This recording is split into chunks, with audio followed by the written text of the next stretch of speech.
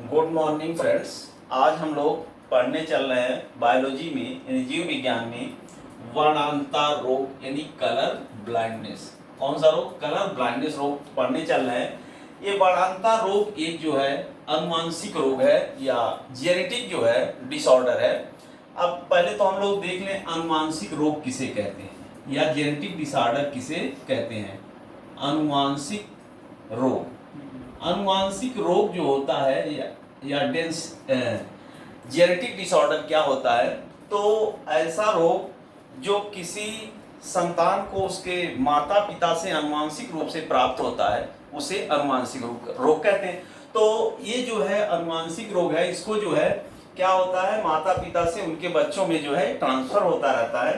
तो इन वर्णांता रोग को किन किन नामों से जाना जाता है उसको हम लोग पहले देख लेते हैं।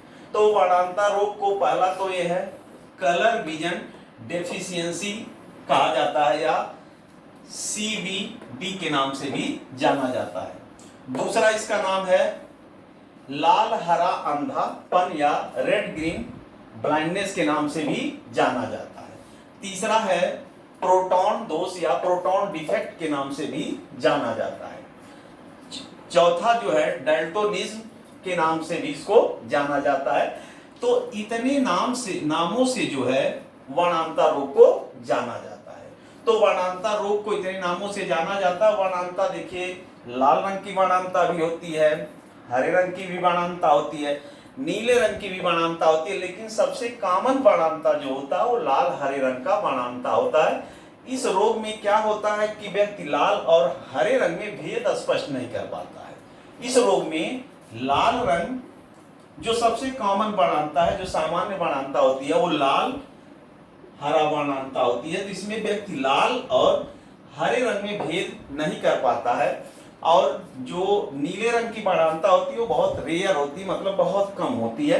तो जब लाल रंग और हरे रंग की वर्णांता यानी लाल हरे रंग की वर्णांता ही सबसे कॉमन वर्णांता हम लोग देखते हैं। इसमें व्यक्ति तो क्लियर हो गया कि लाल और हरे रंग में भेद नहीं कर पाता है। अब इसको खोजने वाले वैज्ञानिक यानी कलर ब्लाइंडनेस को खोजने वाले वैज्ञानिक हॉर्नर थे और इन्होंने 1876 में इस रोग की खोज की थी। अब देखते हैं यह रोग जो होता है वह X संलग्न अप्रभावी जीन के कारण होता है। हम लोग जानते हैं कि कोई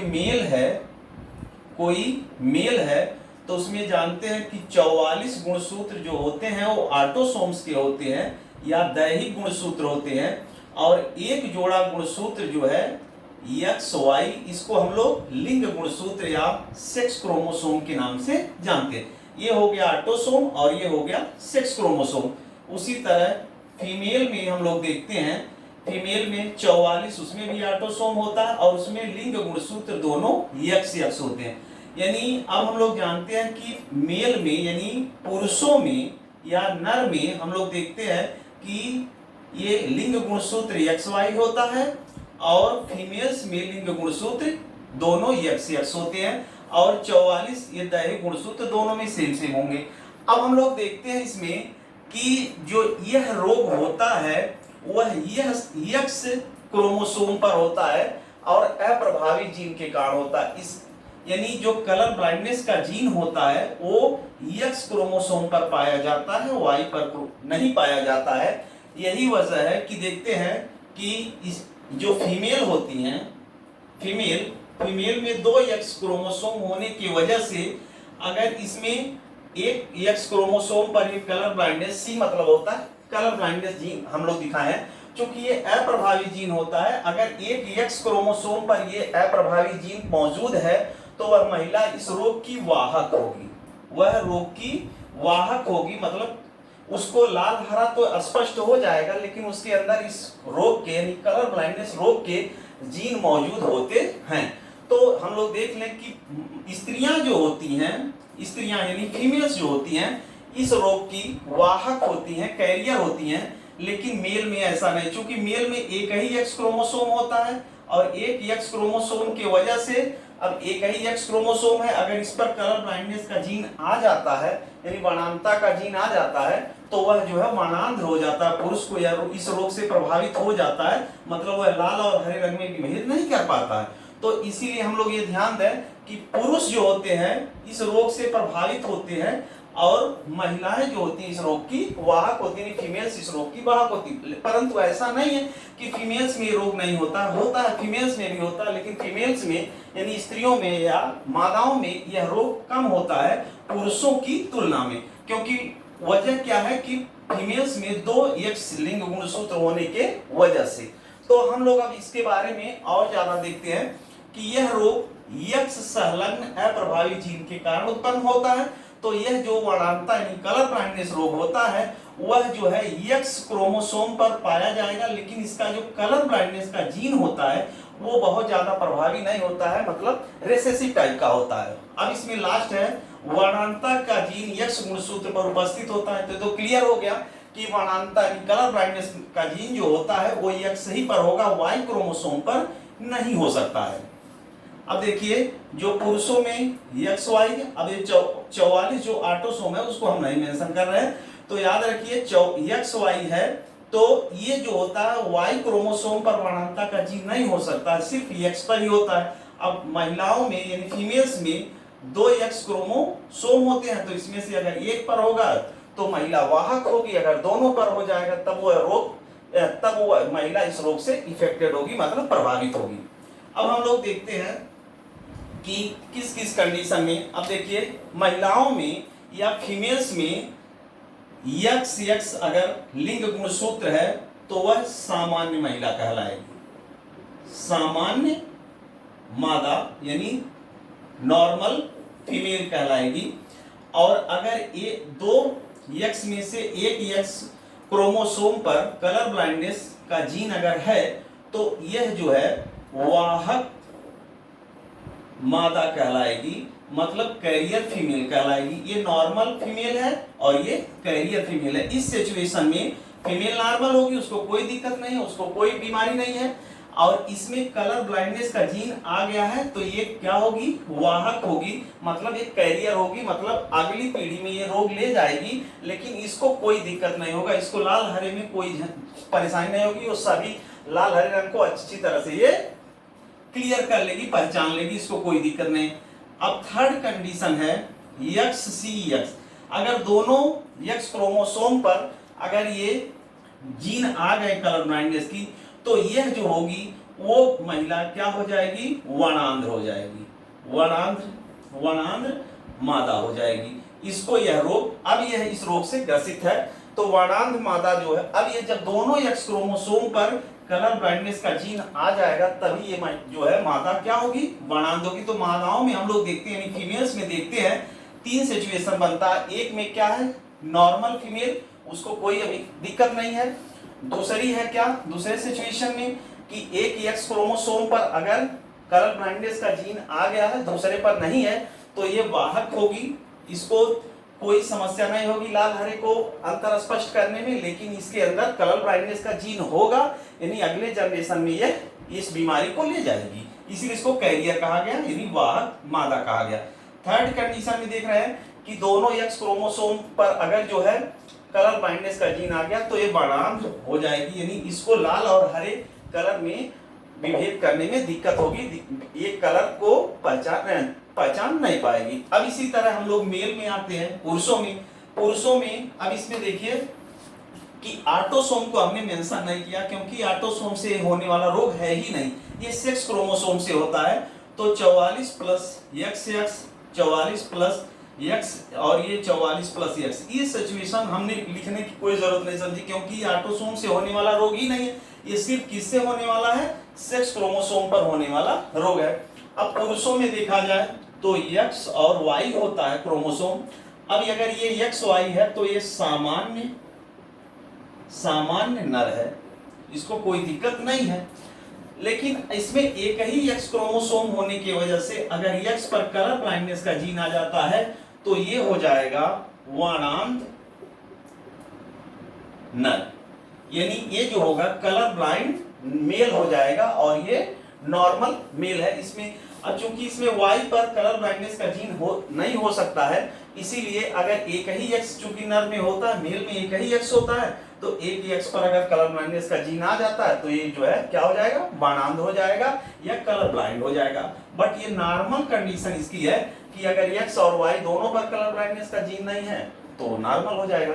तो देखते हैं, अगर ये नॉर्मल फीमेल और ये नॉर्मल मेल, इसमें ये कंडीशन है वाहक यानी कैरियर फीमेल और इसमें कैरियर मेल नहीं होता है। और इसमें जो है अब ये दोनों एक्स पर जब आ गया कलर ब्लाइंडनेस का जीन तो ये वर्णांध फीमेल हो जाएगी यानी कलर ब्लाइंड फीमेल हो जाएगी। और यहाँ एक ही एक्स होने की वजह से इसमें एक ही पर कलर ब्लाइंडनेस का जीन आ गया तो ये वर्णांध नर हो जाता है।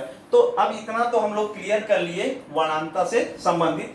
अब इसमें देखते हैं, केस स्टडी करते हैं कि अगर कोई नॉर्मल पुरुष है, सामान्य पुरुष है और उसका शादी जो है वर्णांध स्त्री या वर्णांध पुरुष का सामान्य स्त्री से केस स्टडी करते हैं। अगर होता है तो उनके संतानों में यह रोग कैसे कैसे आगे बढ़ता है, तो इसको हम लोग देखते हैं कि कैसे आगे बढ़ेगा। हाँ, तो पहला हम लोग कंडीशन देखते हैं केस स्टडी में कि यदि एक सामान्य मादा यानी नॉर्मल फीमेल का विवाह वर्णांध नर से कर दिया जाए तो इनसे जो संतान होंगे उनमें क्या होगा, इसका वर्णांधता रोग का सिचुएशन या कंडीशन हम लोग देखते हैं। तो अगर कोई नॉर्मल फीमेल है, सामान्य मादा है, तो इसका जीनोटाइप बनेगा XX, मतलब इसके लिंग गुणसूत्र पर कलर ब्लाइंड का जीन नहीं होगा क्योंकि सामान्य मादा है। अब इसका हम लोग क्रॉस कराते, मतलब इन दोनों के बीच में कलर ब्लाइंडेड मेल है, अगर वर्णांध नर है तो XCY हो जाएगा। अब इसका जीनोटाइप ये बन गया। अब यहाँ से हम लोग देखते हैं, इससे जो गैमीट बनेगा वो X और इससे जो गैमीट बनेगा वो हो जाएगा XCY। अब देखिए दोनों के बीच क्रॉस हो रहा है, तो इसको हम जब इससे मिलाते हैं तो ये हो जाएगा XCX और इसको जब इससे मिलाते हैं तो XY हो जाएगा। इसको हम इससे मिलाते हैं तो XCX हो जाएगा और इसको इससे जब मिलाते हैं तो XY हो जाएगा। अब ये देखते हैं, ये दोनों पुत्र हैं और ये दोनों पुत्री हैं। ये जो है पुत्री है और ये भी पुत्री है, लेकिन ये दोनों पुत्रियां अब हैं तो एक X क्रोमोसोम पर कलर ब्लाइंड का जीन आ गया तो ये वाहक होगी, वाहक पुत्री यानी कैरियर जो है ये फीमेल हो जाएगी, कैरियर डॉटर हो जाएगी। और ये भी जो है वाहक पुत्री होगी और दोनों पुत्र जो होंगे ये जो है ये XY है तो ये पुत्र होगा, पुत्र और ये भी पुत्र। तो अब यहाँ देखा जाए तो ये सामान्य पुत्र होगा, सामान्य पुत्र और ये भी सामान्य पुत्र, यानी जो दोनों पुत्र होंगे वो नॉर्मल होंगे, वो दोनों पुत्र जो होंगे वो नॉर्मल होंगे और दोनों जो पुत्रियां होंगी यानी डॉटर्स होंगी दोनों, वो जो है इस रोग से वाहक होंगी। ये किस कंडीशन में आएगा, यदि किसी नॉर्मल फीमेल का विवाह वर्णांध मेल से कर दिया जाए तो इनसे जो संतान होंगे उनमें जो पुत्रियां होंगी वो सब की सब क्या हो जाएंगी, कैरियर हो जाएंगे यानी वाहक हो जाएंगी और जो पुत्र होंगे वो नॉर्मल हो जाएंगे। अब इनको अगर हम लोग इसका रिजल्ट देखा जाए तो रिजल्ट में ये हुआ कि अगर दोनों पुत्रियों को 100% मान लिया जाए, दोनों पुत्रियों को 100% और दोनों पुत्रों को 100% मान लिया जाए तो इसमें क्या होगा कि जो वाहक यानी 100% जो पुत्रियां होंगी, 100% पुत्रियां वो वाहक होंगी, 100% पुत्रियां क्या होंगी, वाहक होंगी। और ये दोनों को अगर पुत्रों को 100 मान लिया जाए तो 100% पुत्र जो होंगे वो सामान्य होंगे, सामान्य होंगे, मतलब पुत्रों में जितने भी पुत्र होंगे 100% पुत्रों में कोई समस्या नहीं होगी, लेकिन जो ये पुत्रियां होंगी वो सब की सब वाहक हो जाएंगी। मतलब इनको भी कोई दिक्कत नहीं है, दिखाई देगा ये लाल हरे, हमें अंतर क्लियर कर लेंगी, लेकिन ये कैरियर का काम करेंगी, मतलब इनसे अगली पीढ़ी में ये रोग जाएगा, लेकिन पुत्र जो होंगे नॉर्मल हो जाएंगे।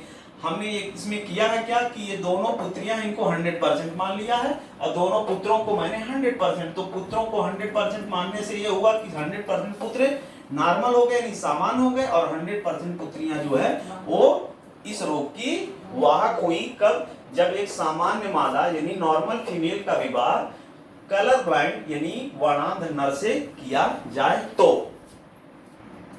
हाँ, तो केस नंबर दूसरा हम लोग देखते हैं। इसमें क्या है कि यदि एक वाहक मादा का विवाह, वाहक मादा मतलब हीमोफीलिया की वाहक है, ठीक है, कलर ब्लाइंडनेस की हीमोफीलिया सॉरी, वर्णांधता की वाहक अगर कोई मादा है, उसका विवाह जो है सामान्य नर से कर दिया जाए तो देखते हैं इसमें क्या होगा। तो वाहक मादा है, तो वाहक मादा मतलब कैरियर फीमेल, ये हो गया कंडीशन, और सामान्य नर है यानी नॉर्मल मेल है, तो एक्स और वाई हो गया। अब इन दोनों का विवाह अगर कर दिया जाए तो देखें इनसे उत्पन्न संतानों में क्या सिचुएशन होता है, क्या कंडीशन होता है। तो इसका जीनोटाइप बनेगा एक्स सी एक्स, और इसका होगा एक्स और वाई। अब क्रॉस कराते हैं तो इसको इससे मिलाते हैं तो हो गया एक्स सी एक्स, इसको इससे मिलाते हैं तो हो गया एक्स सी वाई, एक्स सी वाई, और इसको इससे मिलाते हैं तो एक्स एक्स, और इसको इससे मिलाते हैं तो एक्स वाई। अब इसमें देखते हैं ये वाहक पुत्री हो जाएगी, वाहक पुत्री यानी कैरियर डॉटर हो जाएगी, और ये सामान्य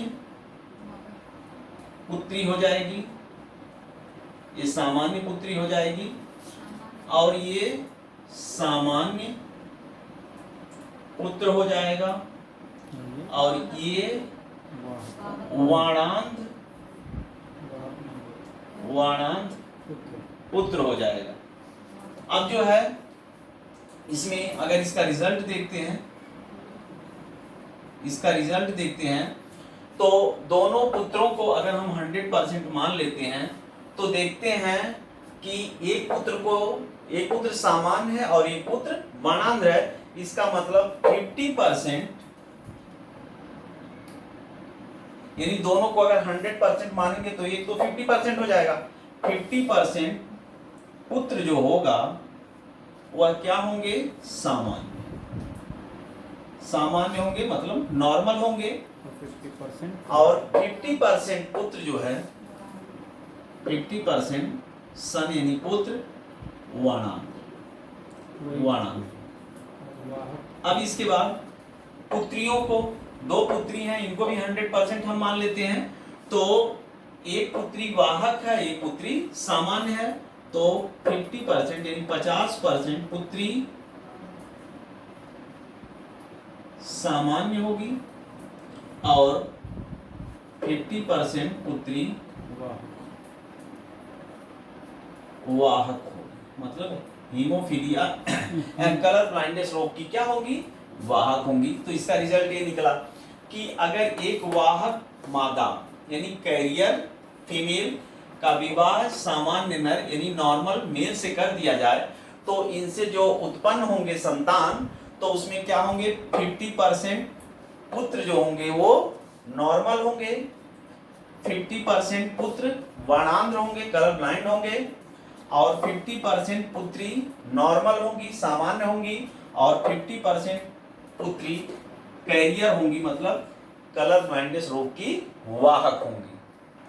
हाँ, तो अब की केस स्टडी हम लोग 3 करते हैं। क्या, यदि एक वाहक मादा यानी मादा की बात कैरियर होगी तो वाहक मादा हो गई ये, और का विवाह वर्णांध नर से कर दिया जाए तो नर जो है वर्णांध हो गया, कर दिया जाए तो इनसे जो उत्पन्न होंगे संतानों में उनमें क्या कंडीशन होगा इसको देखते हैं। तो वाहक मादा यानी कैरियर फीमेल है और वाणांध यानी कलर ब्लाइंड मेल है, इन दोनों का विवाह हो गया तो इनसे उत्पन्न जो संतान होंगे उनमें क्या सिचुएशन होगा देखते हैं। इनको पहले हम अलग जीनोटाइप लिखते हैं एक्स सी एक्स और ये हो जाएगा एक्स सी वाई, ये गैमीट बन गया। अब इन दोनों के बीच क्रॉस कराते हैं, इससे ये गैमीट हो गया, इससे ये गैमीट हो गया। अब इससे इसको मिलाते हैं तो एक्स सी एक्स और इससे इसको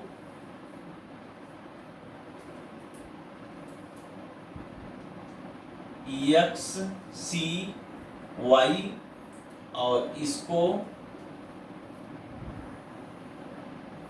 अगर हम इससे मिलाते हैं तो ये हो जाएगा एक्स सी एक्स और इसको इससे जब मिलाते हैं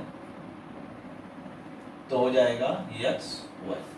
हाँ, इसको देखते हैं, इसको जब इससे मिलाए तो एक्स सी एक्स और इसको इससे मिलाए तो एक्स सी वाई और इसको इससे मिलाए तो एक्स सी एक्स और इसको इससे मिलाए एक्स वाई हो गया। अब इसमें देखते हैं क्या कंडीशन है। ये तो पुत्री होगी, डॉटर होगी, लेकिन इसके दोनों एक्स क्रोमोसोम पर कलर ब्लाइंड के जीन है तो ये होगी वर्णांध, वर्णांध पुत्री होगी। ये पुत्री जो है वाहक होगी, वाहक पुत्री, और ये जो है पुत्र सामान्य होगा, सामान्य सामान्य पुत्र जो है ये होगा सामान्य पुत्र, और ये जो होगा वर्णांध, वर्णांध पुत्र हो जाएगा, क्योंकि पुत्र तो वाहक हो ही नहीं सकता क्योंकि ये कई एक्स क्रोमोसोम उसमें होते हैं। तो अगर हम पुत्रियों को 100% मान लेते हैं तो 100% अगर पुत्रियों को मानते हैं तो दो पुत्रियां हैं तो एक का मतलब 50%, तो रिजल्ट इसका निकला, रिजल्ट क्या आया कि 50% पुत्री जो होंगी वो होंगी क्या, वर्णांध, वर्णांध, वर्णांध 50% पुत्री वर्णांध और 50% पुत्री, 50% पुत्री वाहक होंगी, मतलब कलर ब्लाइंडनेस रोग की वो कैरियर होंगी यानी वाहक होंगी। और पुत्रों को अगर हम 100% मान लेते हैं तो 50% पुत्र सामान्य होंगे और 50% पुत्र वर्णांध होंगे, वर्णांध होंगे।